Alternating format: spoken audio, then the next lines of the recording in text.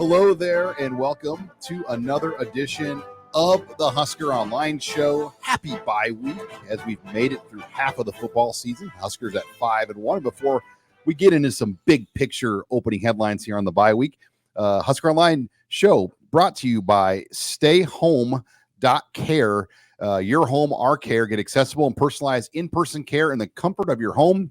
Whether it's helping with daily tasks like cleaning, laundry, and meal preparation, providing companionship, offering medication reminders, or assisting with personal care and errands. We're here to make life easier. Serving Lincoln, Omaha, and all of Nebraska, StayHome.Care is proud to announce that it has received the prestigious Home Healthcare Service Award for the second year in a row, reaffirming its commitment to providing unparalleled care and support to individuals in the comfort of their own homes. Head to StayHome.Care to learn more. That's .care, not .com. Again, learn more at StayHome.Care or call 402-205-2233. Our heart is with you because we put our heart into everything we do. Your home, our care. StayHome.Care. All right, gentlemen, let's get into the bye week storylines because Nebraska is 5-1, and is it a perfect 5-1? No, but I think most teams in college football right now are in a position like Nebraska. Look at Alabama. Alabama just got beat by Vanderbilt. They beat Georgia. Mm-hmm. There are very few teams that have had a 5-1, 6-0 start without adversity. Oregon barely got by Idaho and Boise State. Yeah. Penn State barely got by Bowling Green. Mm-hmm. So I think the conversations that we've had here about maybe some of the things that aren't up to snub yet are going on everywhere in college football. Yeah, up to snuff is the wording. Sean, if you watch college football, what you do, there's teams that have issues all over the country. The best teams have flaws. Now I'm sure their fan bases fixate on their flaws like we fixate on Nebraska's flaws. But yeah, 5-1's 5-1, 2-1 in the Big Ten's 2-1 in the Big Ten. Matt Rhule today, interestingly, said, I'm not going to talk about goals, but I just want to be relevant. And just right after that, he said the Illinois loss keeps him up at night. They're very close to 6-0, Nebraska. Overtime loss away from being 6-0. So yeah, I mean and you know what? The defense rounded into form, and now you feel a little more confident, I think. Mm-hmm. They're, despite their flaws, and there are some special teams being at the top of that list, but there's also plenty of positives here too. I mean, the way that you said the defense has kind of gotten back to what it looked like through those first two games is probably the most encouraging thing of all. I mean, that's how Nebraska is going to be successful, is if they play elite defense week in, week out. And the defense won them that game against Rutgers. So a huge step in the right direction, and they're figuring it out at the right time. And then on the other side of the ball, they got a quarterback who, albeit just had his statistically worst game of his young career, has been far and away the highlight of that entire offense. You talk about a true freshman. And then you got another wide receiver, Ja'Cory Barney. those two guys just made On3's midseason true freshman All-American team. Ooh. So yes, they have issues. They have things they need to clean up. They are hardly a perfect team, but there are a whole lot of bright spots right now that are a big reason why we're talking about a 5-1 football team right now. Yeah, there were a few things that Greg Schiano said after that game that really got my attention. He called Nebraska's interior defensive line one of the top 5 units in the country. And he said that Nebraska team, they are a bunch of big men.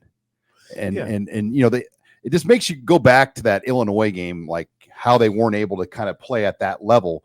Was Illinois that good, or was Nebraska just off? I think I lean more towards they were just off in some respects. And they got tired for whatever odd reason.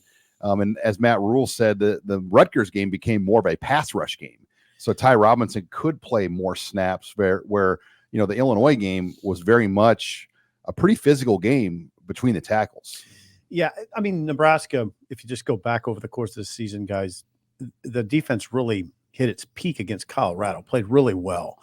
And they're not going to play at that level all the time. You see it all throughout sports.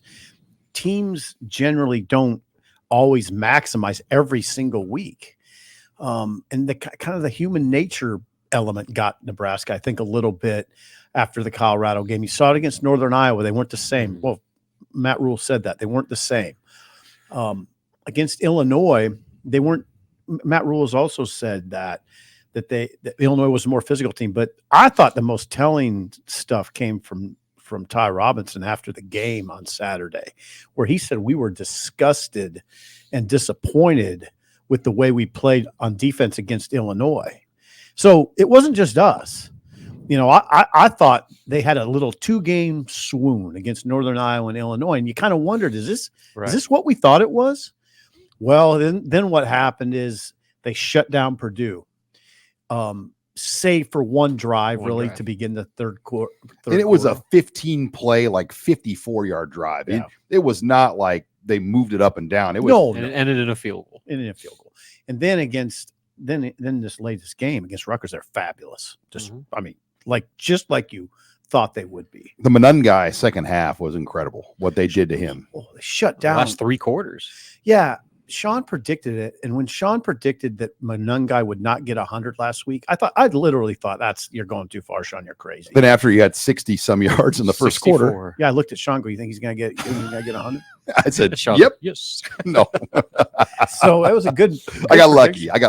No, that was a good prediction and a great. I mean, man, holding that guy to 78. That's no small feat. No small feat.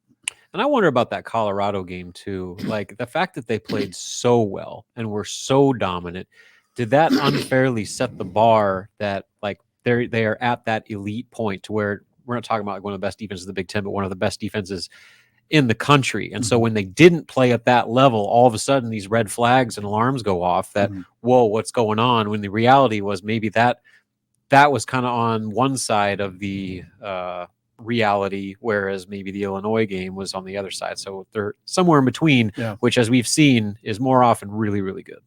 Well, Nebraska now goes out to Indiana, and that game was announced this week for big noon kickoff. And we've been calling for that for about a month, that was trending that direction for a big noon. Both teams are on bye. Indiana has the 108th strength of schedule right now in terms of it's the lowest Power 4 strength of schedule other than Ohio State, who's at 109 according to ESPN's SOS rankings. So, Indiana's done what they've really are supposed to have done. They've been favored in all 6 games, and they've won all 6. Theoretically, though, Nebraska's been favored in all 6, and they've won 5. They're two similar teams in that sense that they haven't had, a big game yet to this level. No, Indiana, it's going to be fascinating, guys. How will Indiana react to seeing a defense like Nebraska? Because they haven't seen anything close to Not it. even close. Right, not even close. How will they react to seeing a quarterback like Dylan Raiola? Because I don't think they've seen that either. I imagine it's going to be a war. I mean, a really close game is what I'm thinking. In 2 weeks, so both teams are going to come out with some new stuff. Yeah. And, I'm pretty confident. Well, Sean, you mentioned this the other day. Nebraska's wrinkles against Rutgers were really important. The Bonner touchdown run was a wrinkle. I don't know what you'd call it. Ja'Cory Barney as a decoy wrinkle. Yeah, yes. Wrinkle. Micah Mazuka is a big tight end. Jumbo tight end. Thank you, Robert. Jumbo tight end wrinkle. The fake punt wrinkle. Those are all huge. That stuff. The defensive front change. Yeah. Going out of because look, the 3-3-5, in its standard look, it struggled against Illinois stopping the run. Right. So he tuned it up a little bit. Yeah. So Tony White goes to 2 jacks at time, 2 jacks and 2 inside linebackers. So 4 linebackers in effect. Wrinkle. Those wrinkles were huge. And that's what it is. That's what coaching is. And you got to find edges any way you can. And Nebraska handed to them, was well prepared for Rutgers. And those wrinkles were huge in that game. I mean, all of them. They were. So Indiana presents some different challenges, obviously. Their offense is elite. Despite their level of competition, they're blowing teams out of the water. And they're putting up a ton of yards in the process. All right, when we come back, we're going to get more into the offensive storylines here of Nebraska at the midway point. You're listening here to the Husker Online Show. And we're back here on the Husker Online Show. Sean Callahan, C. Sipple, Robin Wash at Husker Online Show. Again, brought to you by our title sponsor, StayHome.Care. They are there for you and the loved ones, providing help and assistance and anything imaginable from household chores, helping picking up groceries, cooking, cleaning. Check them out at StayHome.Care. We're also brought to you by Nebraska Synthetic Greens. Have you ever thought about putting a golf green in your backyard? Even just, you wanted to put some turf down on your play set at home, or installed a tennis court in your backyard. Synthetic greens, Nebraska synthetic greens, they can do all of that, and so many cool custom ideas, especially if you have the yard and the space to do it. They are a local Nebraska company here in Nebraska Synthetic Greens, providing a premium product. And you can have so much fun with all these things. Imagine, Sip, if you just put a golf green in your backyard. In Havelock, people would freak out. I need one in my yard. Oh yeah, because you're a big golfer, aren't you? Well, I tell people if I got good at golf, I'd probably get bad at everything else. I know. Yeah, you don't, Sean. Right now, you don't have time. No. But look at those photos and tell me that's not enticing. Look at that. You could swing it. No brainer. Oh, look at that. Look at that. I don't even play golf, and I want one of those. That's gorgeous. And maybe you'd play more. Maybe. Or maybe you just do that. Maybe just go out in the back and do that. A little if I lived on that property, I'd probably do. And they can actually relief. They can remake your favorite golf holes at other golf courses in the country. New for the 2025 golf season is the Hubbard Hideaway. Oh boy. Which is one of the premier holes in the country. So check them out at Nebraska Synthetic Greens. They can put PGA-caliber punting and chipping greens right in your backyard. Thank you to Nebraska Synthetic Greens for sponsoring us here on a Husker Online show. Okay, back to the offensive storylines here for Nebraska. We hit on Dylan.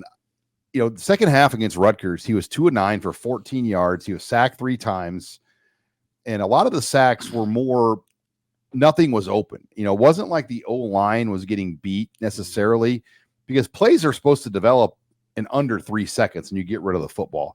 And a lot of times there was nothing opening up down the field. So how much of last week do you put on Greg Schiano just being an elite NFL defensive-minded coach, Robin, versus, he wasn't just seeing maybe a read that he should have been seeing? Yeah, I mean, Rhule kind of said that himself, that from a schematic standpoint, Rutgers threw more at them than they probably see all season long, just with the variety of coverages, the physicality in which they played with their personnel, and just the way that they timed up how to dial things up. Like you said, they didn't throw the kitchen sink at him with blitzes, but they were able to confuse Dylan. That was the first time we saw him kind of unsure of himself. And that interception was probably the most glaring example, where he just didn't see a linebacker drop into coverage and threw it right to him. So that was the first time you saw Dylan kind of look like a true freshman. But again, I think that's more of a reflection of how good he's been through the first 5 games, that when he has kind of a normal freshman game, it's, you're asking if it's cause for concern, but Nebraska's not concerned. The good has far outweighed the bad with him. And guess what? He did enough with that offense to build a 14-0 lead, and that ended up being the difference in the game. Yeah, it was huge. Rhule said that today too. Rhule said that Monday, that it was critical to get up on Rutgers and kind of change the way they want to play, which they did. Nebraska did do that. I think that also you have to take into account the weather. I mean, it was a tough throwing day. It wasn't as simple as, well, they have the wind at their back in this half, and then they're going into it this quarter, then they're going into it changed. The next quarter. Yeah, and it swirls in that stadium, so it's a hard throwing day. It's hotter than hell. There's the pressure of the day. I'm not making excuses for Dylan. He wouldn't expect you to do that. I just think it goes back to what you guys have established. Give Rutgers a lot of credit. Give Schiano, one of the best defensive minds in college football, a lot of credit. That weather and the wind, though, even Schiano said in his 37-year coaching career, he had never seen anything like that. What a weird day. And we're like, hey, welcome to Nebraska. This is just like a Tuesday for us normally. You think about some of those spring days that were like that. And Rhule puts them outside in those days. Absolutely. And that's why. But God, those Tuesdays aren't 100 or they're 94 degrees. Oh, it was the hottest game in at least 40 years at kickoff time. 97 degrees was the kickoff temperature. And they said it was the hottest game since at least 1985. Yeah. Rutgers is a big, strong, physical team. Now, it is something to watch in Indiana. Maybe Rutgers found something that Indiana can copy. It's always a week-to-week discussion in football. So I just want to see what I'm sure Dylan will react well, but did Rutgers find something? I don't know. good news is this got this bye week to kind of take a step back, reflect, reevaluate, and I think for a young player, that's pretty critical, especially after 6 straight starts. And Nebraska's played 6 weeks in a row. A lot of teams have already had a bye. So Nebraska gets the luxury now of getting 2 byes over the final 8 weeks.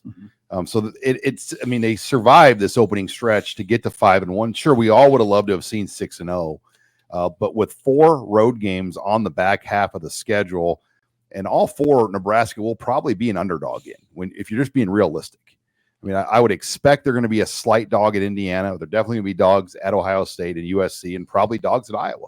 Yep, you're right, Sean. I mean, and it won't be much. No, but Ohio State will be a bigger line, but they will be favorites against UCLA and Wisconsin. I think we all agree on that. Other offensive storylines, the run Bazooka? game. Well, we'll just go with the run game first. Rhule said a couple times on Monday, it's got to get better. That, for instance, 12-yard runs got to become 50-yard runs. Somebody cited the Dante Dowdell run it looked like he had a seam, but if you looked at that play again, that whatever it was, I think it was a safety, had an angle on him. I faulted him in the press box. Remember that I said he's got to stretch that run out. After I rewatched the game yesterday, that guy had an angle on him. That's not Dante's fault at all. But that's been the knock on him since he's gotten here, is that almost his physicality at times becomes a fault, because it seems like he seeks out contact rather than trying to evade it. Yeah, but that's an instance though. It's a one-on-one matchup, and he's saying there's times when he's stiff arming people, and so he's pushing away rather than throwing the defender in the dirt like Derrick Henry. Like, I mean, that's easier said than done. Sure. But for Nebraska to take its offense to that next level, particularly with its running game, guys just got to make plays. When you're in a one-on-one situation, you got to make a play. And if you don't, then you're going to be handcuffed as an offense. And they gave Emmett Johnson an opportunity, and it just wasn't his day against Rutgers. It wasn't. They still got 133 or 120. I mean, they got a quality number from the 3 backs. Yeah. But it was an under 4 yards per carry. It was 3.7 a carry when you take just the 3 top backs. All of them, right? Yeah, Emmett Johnson averaged 2.4. He averaged 2.4. I'm going off memory, but I can remember it. Dowdell averaged 4.1.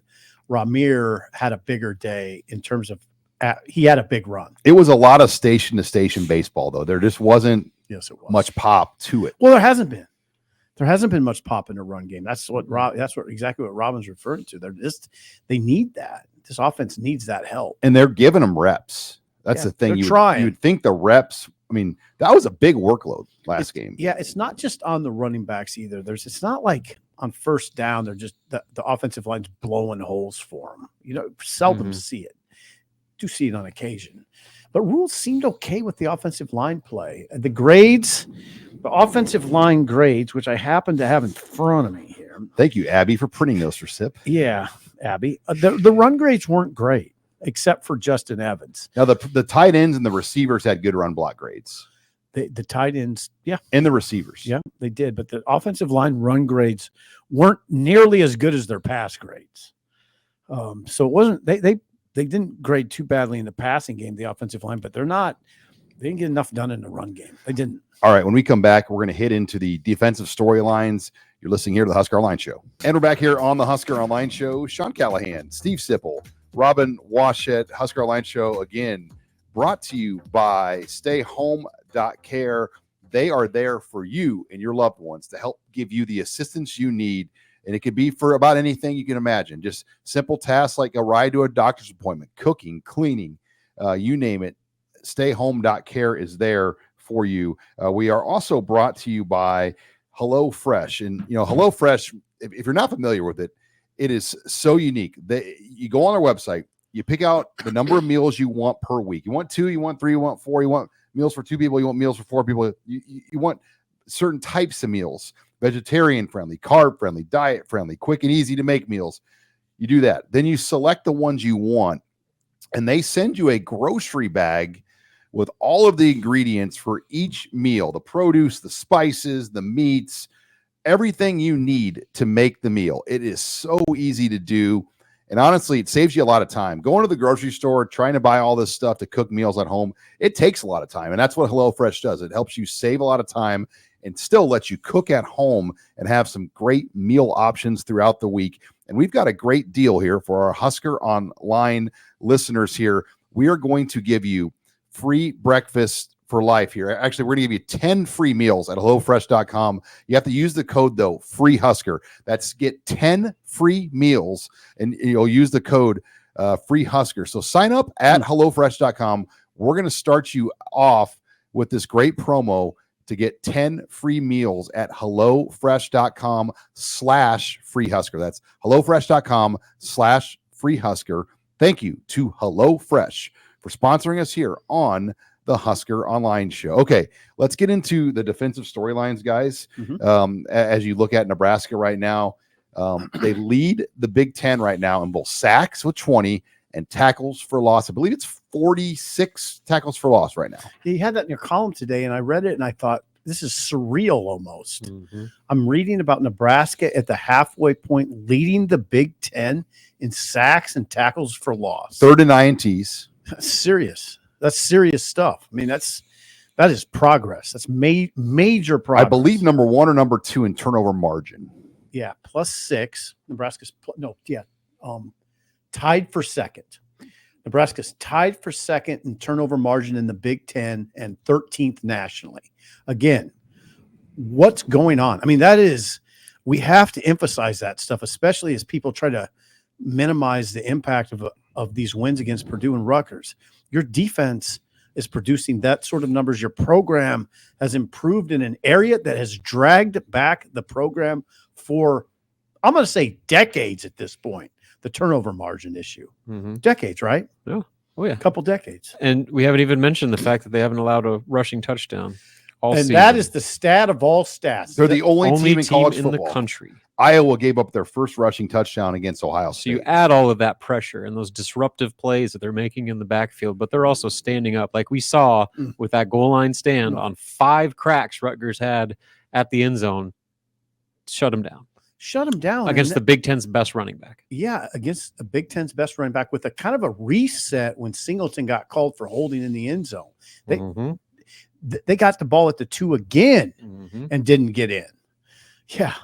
I mean, that's serious defense in the last 2 weeks. Really strong defense in 4 of the 6 games, I'd say, right?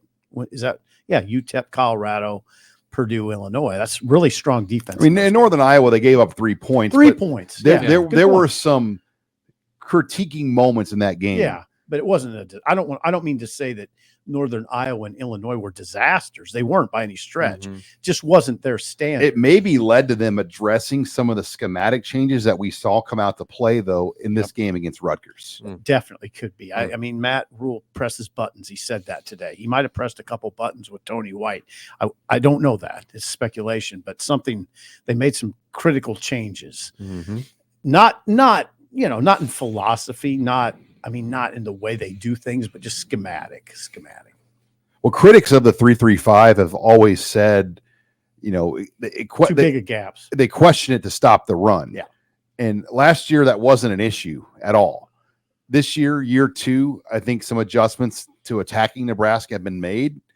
And so Nebraska made some adjustments. And you wonder how much of that will be in their arsenal now at Indiana. How will Nebraska attack Indiana? Getting Tommy Hill back is a big question. But Sierra Wright, right now on Pro Football Focus, is the 3rd-ranked corner, Robin, in the Big Ten. Yeah, and I believe it, too. The guy's made plays every time he's gotten an opportunity. He's been arguably their best defensive back since he took over the starting lineup, and even when he filled in for Tommy Hill when he went out against Illinois. So that's been a significant silver lining. You're talking about Tommy Hill, who at one point was regarded as Nebraska's best overall draft pick prospect, and now you're without him, and you haven't really noticed because of the way Sierra Wright has played. And so the intriguing part comes when Tommy Hill is finally healthy and ready to return. What do they do there? What do they shake things up with their starting lineup? Do they rotate more? Because they don't rotate much in that secondary. No, they don't. Hardly at all. No, they don't. So do they do that more? There's some very interesting decisions that are going to have to be made once Tommy Hill is back in the equation. This is what Robin's talking about. Isaac Gifford, 71 snaps against Rutgers. Marquise Buford, 70. Deshaun Singleton, 68. Sierra Wright, 67. Malcolm Hartzog, 59. Only 2 other guys played. Mario Buford played 6 snaps, and Jeremiah Charles 5. They don't sub. They're going to have to make some tough decisions. Wright's been one of the biggest revelations we can remember. I mean, he brought him in from USC, and you didn't know how that was going to go. In fact, it didn't seem like it was a little slow to get going. I remember when we found out he was visiting, it was almost like, whoa, like this could end up being pretty significant. Yeah, I did not envision it being this significant. Because he's one of the felt like USC ran him out of there a little bit. Yeah. He just found, you know what they say about him. See, this is the thing about Rhule. They say he loves the game and he's all about the game. He thinks the game. He and you can tell. And those kind of guys fit at Nebraska because there's not much to do here. This is not Hollywood, if you haven't noticed. And it's just a good place for a guy who loves football like Sierra Wright, like a guy like Dylan Raiola. Just all about Ja'Cory football. Barney. God bless you. Yeah, all about football. Those guys fit here really well. Yeah, John Bullock continues to be a big story. But you look at Pro Football Focus, Sierra Wright and John Bullock and Ty Robinson are the 3 highest ranked defenders. I mean, they have 3 to 4 guys. And look, it's really hard to be first team All Big Ten, but you can argue that Sierra Wright, John Bullock, Nash Hutmacher, Ty Robinson have all played at a level that they're going to make some sort of All Big Ten team. Yeah, whether it's 1, 2, or 3. And look, I'm realistic to know that making a first team All Big Ten team really hard. A lot of that is your team tied success. to team success. Like Nick Scourton, I truly believed he was a first team All Big Ten guy. He didn't make first team All Big Ten. It was all Michigan, Ohio State guys last year. But Scourton was one of the best players in the league last year. He added Oregon, and so it's going to be tougher. I mean, it's political based on your team. Like Purdue could have a stud on that team right now. They're not going to have anybody make it. They don't have a stud, though. I can tell you that right now. Don't worry about that one this year, Sean. Again, then against Rutgers too, they played those 4 linebackers, and man, how about Vincent Shavers and how he graded high? Well, 72.7 overall. Vincent Shavers, he benefited from that shift to where they were playing more linebackers, and so he got more reps. True freshman in that physical a game. I mean, McGahee played too. So you're talking about 2 true freshmen playing snaps in that game against that offense. And notable. And also they've got Javen Wright back. Played 27 snaps again in that game. It's going well. And if you listen to those guys, which you guys do in the post game, I catch it the next day. If you listen to like Marquise Buford, if you listen to Ty Robinson, if you listen to James Williams, the culture on that side of the ball is really good. I think the culture on offense is good too. But man, the culture in the program is strong. There's no doubt in my mind. Compared this to what it was just 3 years ago. Right. Oh, it's night and day. I would say it's night and day. Well, because you've had coaches in this program before that were fighting for their own jobs. Yeah. So that pressure then reflects to how you coach and then your relationships with the players. And it's just not pretty. Well, and also what you have now, and I would say compared to Frost for sure, and probably Riley to a certain extent, you have this very definitive, strong alpha leader. I mean, he's everybody knows who the leader is. Sierra Wright knows, the trainers know. We know who the leader is. You don't color outside the lines. No, there's a very defined, strong leader who knows what he's doing. I mean, those wrinkles we talked about earlier, that really makes an impression on me. I mean, they know Rhule is doing a good job with this program right now, I'd say. All right, when we come back, we're going to take your questions in the mailbag with Abby Barmore. You're listening here to the Husker Online Show. And we're back here on the Husker Online Show. Sean Callahan, Stephen Sipple, Robin Washut, Abby Barmore. Husker Online Show, again, brought to you by StayHome.Care. They are there to help you with your loved ones, helping complete any simple task you might need help with, whether it's cooking, grocery shopping, cleaning, assistance with anything you can imagine. They are there to help you and your loved ones. Check them out at StayHome.Care. We're also brought to you by CHI Health Clinic. They have the drive-up care right now. It's that time of year. It's flu shot season. You don't necessarily have time to maybe schedule that appointment to get the flu shot you might need, or a strep test, a COVID test. they make it convenient for you at CHI Health. In Lincoln, drive-up care is offered at the Family Health Center on 40th and Yankee Hill at CHI Health. They have multiple locations across Nebraska. Check their website out at chihealth.com/family health center to find the location near you. But now is the time you want to get that flu shot scheduled at CHI Health, and you can get it done through their drive-up care, saving you a lot of time and giving you the convenience to get something done. Check them out at chihealth.com/flu to find more about the drive-up care service offered by CHI Health. Thank you to CHI Health for sponsoring us here on the Husker Online Show. Okay, Abby, let's get into the mailbag. Where are we starting off? Okay. Along with special teams, what is the biggest thing that Nebraska needs to work on during the bye week? Running back traditional running game is what I'd say. They got to get it going somehow. More consistency, like Rhule pointed out today, more explosive runs, just more overall consistency from that. And it's not just the running backs. It's not just the offensive line. It's the whole operation. I'll add to that too, because Rutgers played their safeties back. So at that point, you should be able to run. And they weren't able to. And it was a problem because then everything was covered up for Dylan Rhule with almost double coverage on all the routes because they could play those safeties back. Yeah, 2nd and 10, 2nd and 9 was far too common throughout that game. And I guess the only other way to take that to the next step is just overall offense. They need more big plays. You know, we need some more chunk plays. That goes with the passing game too. Dylan's got to start hitting those. You hit them early. We haven't seen that very much over the last couple games. For sure. Okay, what does it say about this program that Dylan Rhule and Ja'Cory Barney were selected on On3's mid-season true freshman All-American list? What it means to me is that you could have had some other guys. I mean, other guys kind of knocking on that door. We talked about Shavers, who doesn't belong on there yet, but he's trending that way. McGahee's pretty good. You mentioned McGahee, Keona Davis, Carter Nelson. I mean, it's a great crop of freshmen. I mean, what we just named off is the future, and all those guys, you can see it. I mean, it's not like, oh yeah, he needs a lot of development. There's that for sure, but you can see talent right away. That's why they're playing. Yeah, and it makes you feel a whole lot better about what Nebraska's losing. I mean, they're losing some pretty significant names in every phase, but they're also playing a whole bunch of young guys that are cutting their teeth right now. Are going to be ready to take that baton. Amari Sanders, Mario Buford. Those guys are playing. They're getting on the field. All right. Malachi got on the field the other redshirt freshman. Yeah. Oh, that's a good point. Yeah. Next question. Okay. Will Sierra Wright and or James Williams earn a black shirt? Oh, good question. Great question. Yeah. Sean called for Sierra to have one. Well, and like Lenhart has one, but is he true? I mean, is he a black shirt at this point? What did he play? 13 snaps the other day? Rob? Yeah. I got it. Yeah, Sip's got it printed out. Thank you, Abby, again for the printout. Yeah, for I got the printout. Cam Lenhart played 13 snaps. 13 snaps. Is that a black shirt load to you? Ty 61, Nash 43, James Williams 27, Elijah Judy 20, Jamari Butler 20, Van Poppel 15. Lenhart got pushed back a little bit. So is he hurt or is it performance based? That's the question we don't know.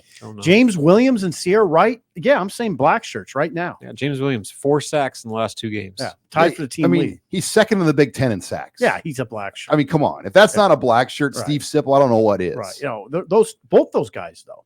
I'm giving one to Sierra Wright. He might be their best corner. And I know they like to keep it as close to 11 as possible. The reason Lenhart got one is because they considered him another starter, just because of how they rotate with that D line. But man, I mean, you're talking about Sierra Wright. He is a starter right now. So I mean, he's playing at a black shirt level. He's starting games. Seems like a no brainer to me. I got a question for you. It's a simple question. Can you put him on the bench when Hale returns? I can't. No, you can't. But they're being sensitive about it though. They're not just gonna. I mean, there'll be conversations to get to that point. It's easy for us to say. And that's why we don't have to be diplomatic. I don't like that, put Rhule on the spot. Did Sierra Wright under black? Because I've done this long enough to know they haven't practiced yet. They haven't done it yet. Right. And you're not going to get anywhere with that question. No, good point. Like they'll do it. They'll announce those things in their own way if it happens. But I'll tell you, it's a challenge for the coaching staff. That's a challenge. I don't know what you do. Buford at one corner is a respected guy on that team. Yeah. And Malcolm Hartzog. Yeah. Single digit. Respected guy. Respected. Those guys are veteran guys who command a lot of respect. So it is kind of a touchy situation that will require some diplomacy. Mm-hmm. Okay, next question. What are your thoughts on Nebraska's newest 2026 commit, Bonwell White? Big. Getting a receiver out of Sioux Falls, one of the top receivers in the 500-mile radius. He had an Oklahoma offer, a Wisconsin offer, a K-State offer, and a Minnesota offer. Yep. He had everybody. Iowa and Iowa State have not offered yet, but he had bigger offers than that. I mean, for Oklahoma to offer him tells you he's a real deal. But what we learned from Brian Munson was, Davion Bonwell wanted to be a Husker. I mean, he wanted to be a Husker and was ready to commit weeks ago. But his father told him to do it in person up here. And, Sioux Falls is 3 hours from Lincoln. So it's a priority area. And Nebraska has multiple offers out. Hudson Parliament is a 2026 offensive lineman in Sioux Falls. They've offered as well. And then for 2027, Cooper Terwilliger, related to the former Terwilliger that played in Nebraska, is a high-level 4-star type tight end that Georgia's already offered. We've seen him. McGuire's done a good job with that room, a really good job with that room. As an aside, real quick, how many drops do you see this receiver group make? You just don't see him. Not many. You flat don't see drops this season. I mean, he's done a good job with that room. And he's stockpiling talent to the extent that we forget the guys that are in there. There's a lot of guys in there that we don't even talk about. All right, before we get to the final question, I want to make this announcement because I forgot to say at the beginning, but I want everybody to join us at Zipline Thursday night. We are going to be out at the Fallbrook location for a special Husker Online live show. Abby, Sip, Robin, myself, Greg, Joseph, Carter. The whole crew will be there. Steve Sipple will bring the Harley, free Harley rides possibly. You know what I'm going to do, Rob? Get ready for this. I'm going to drink an IPA. Whoa. IPA. I didn't even know we had a real conversation. He goes, Sean, what is an IPA?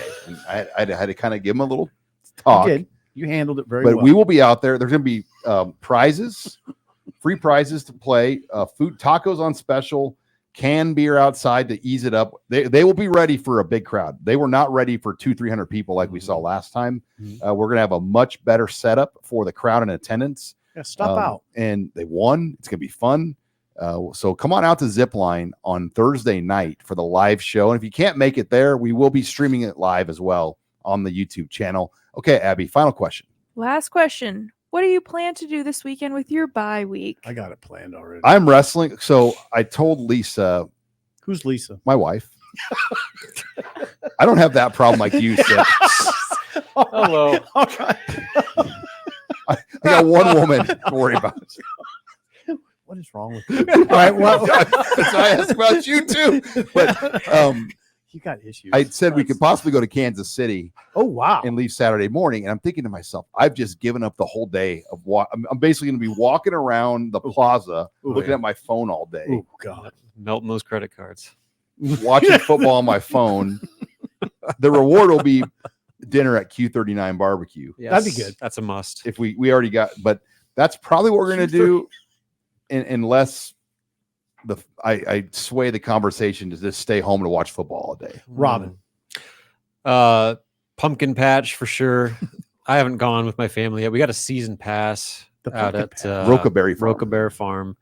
And you and everybody else in America will be there. Well, yeah, that's the best part. I can't wait. As long as it's not like 90 degrees with blowing dusty winds in my eyes, it's fine. Like I don't do pumpkin the patches bugs are an issue when too. I have to wear like a tank top. When it's hot, the bugs are an issue. So hopefully the weather cooperates because we're gone basically every other weekend until like November with this road schedule. So this is the weekend.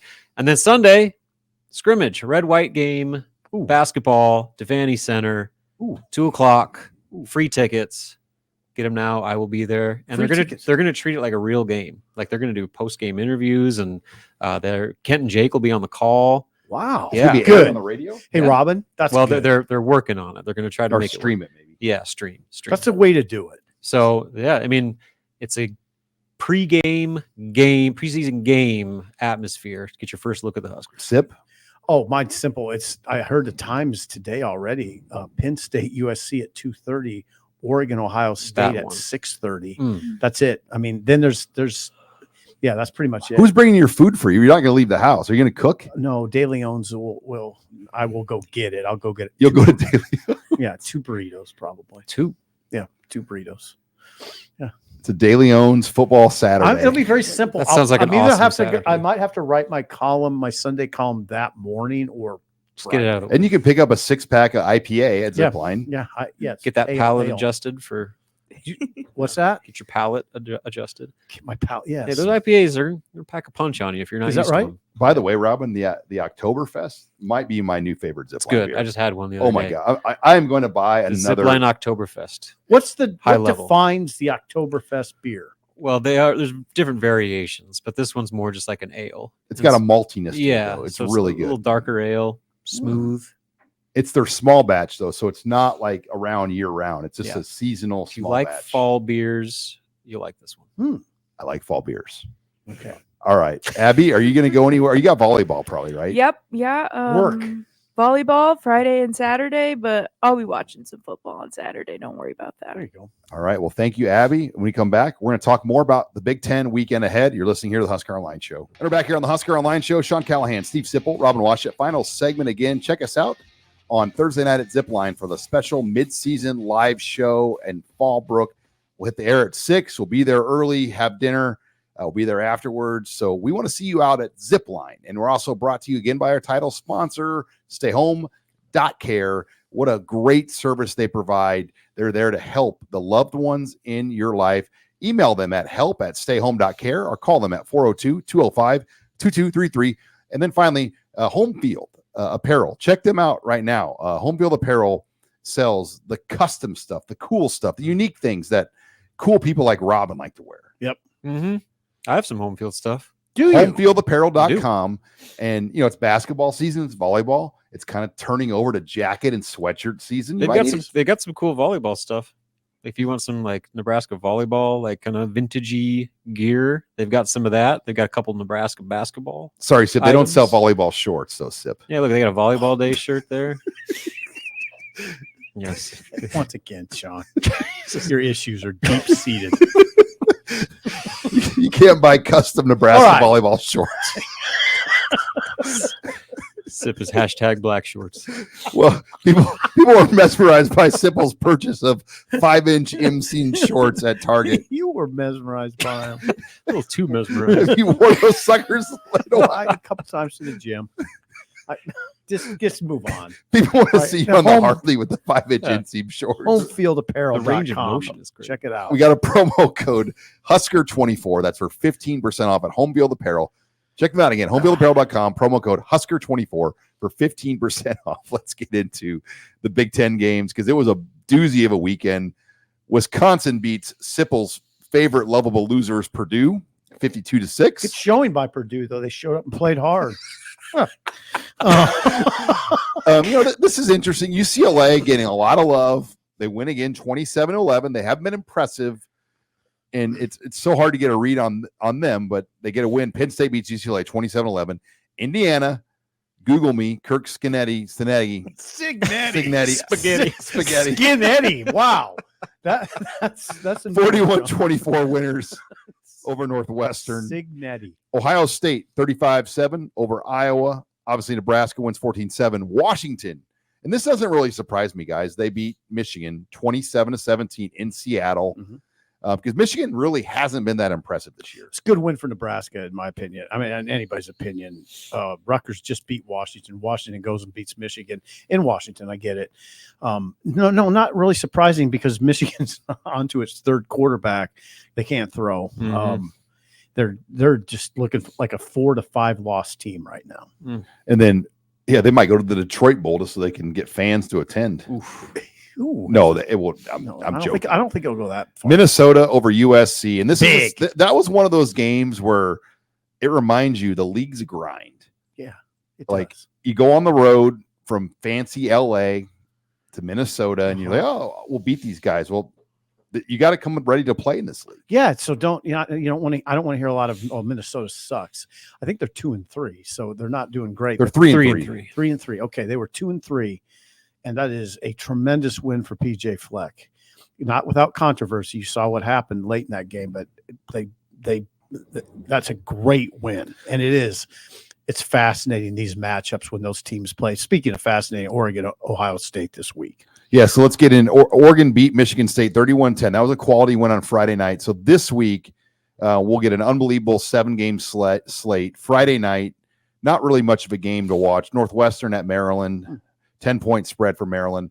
Washington at Iowa, big noon kickoff. The Hawkeyes are a 2.5-point favorite. Wisconsin at Rutgers. I'm intrigued on that one. I don't know. Because both these teams, Me too. Nebraska's got an interest in now. They just beat Rutgers. They're curious about Wisconsin. Yeah. 2.5-point spread. That game is in Rutgers. And then you've got Penn State at USC. Huge. Penn State is a 5.5-point road favorite, but I don't know, guys. I'm going to put picks out this week, by the way. I want us to put picks in. Yeah. Oh, we're going to do that? Yeah, I want picks in. Okay. Yeah, Penn State USC is a hard matchup to determine who to pick there. I don't know. I lean USC. I kind of do because I just think they're more desperate right now. They're at home. Penn State's got to travel cross country. Penn State has looked generally pretty ordinary all season. So I don't know. I would say this about Penn State. You're a top 5 team. Prove it now. Prove it. Would Penn State beat LSU? It'd be a good game. Yeah, it'd be a good and game. USC beat LSU. I mean, let's listen what we're doing now. What we're talking about is Matt Rhule addressed this on Monday. College football has changed. There's the dominant teams are few and far between now. The fewer and far between. The talent's more spread out. That's what Rhule talked about because of NIL and transfer portal. It's spread out. There won't be a big difference between Penn State ranked 5th and USC unranked. There won't be a big difference. Probably the difference could be physicality, and Penn State will be more. That's physical. where I am leaning. Yeah, in fact, guys, pick Penn State. I'm telling you right now. Pick Penn State. Those running backs for Penn State will cause USC a lot of problems, like Kalen Mullins did. Yeah, like Michigan did. All right, Purdue, Illinois, huge favorite in Champaign for that game, 19.5. Sipple has already put his money on Illinois. Yeah, I'm sure Purdue will really, really play well now. Minnesota at UCLA. For Minnesota trying to get to 6 wins, this is a big game for them on the road. And then finally, Ohio State, Oregon. That's the night game on NBC. So Fox traded this week. Fox might have been able to air this Oregon-Ohio State game, but because of the MLB baseball playoff conflicts, NBC has this game, which I think it's good for the league to have this game on NBC. 6:30 p.m. Yeah, it's a good Central move. Time. Oh God, I mean, talk about a monster game. It's one of the monster games of the season. Oh yeah. Ohio State has played the easiest schedule of any Power 4 team in America. Now they go to Autzen, and Autzen is like Lincoln at night. I mean, I turned on that game when they were playing just last week against, come on, help me, Sean, Oregon and Michigan State. And man, you turn on that game and that's loud. It's a loud stadium. That was loud for Michigan State. I'm excited to go back out to Oregon and Washington. I am too. Like those will be, I don't know when we go. I mean, it's hard to keep track of the schedule, but those trips are going to be fun. Oh God. Yeah. I mean, that Washington, Michigan crowd was big time. I mean, and next year we go to UCLA, and we've been to Autzen, and that is a lot. That it's an outdoor press box, so you really get a sense of the sound. It's that's serious business there. All right, well, guys, full weekend again. Join us at Zipline. That's our live show this week. We'll be out there Thursday night for our mid-season review. Not a member of HuskerOnline.com. Check us out. We've got a promo that's going to save you $40 right now on an annual subscription. It's the best deal you're going to get. Use the promo code Husker40. That's promo code Husker40, and you'll get $40 off an annual sub.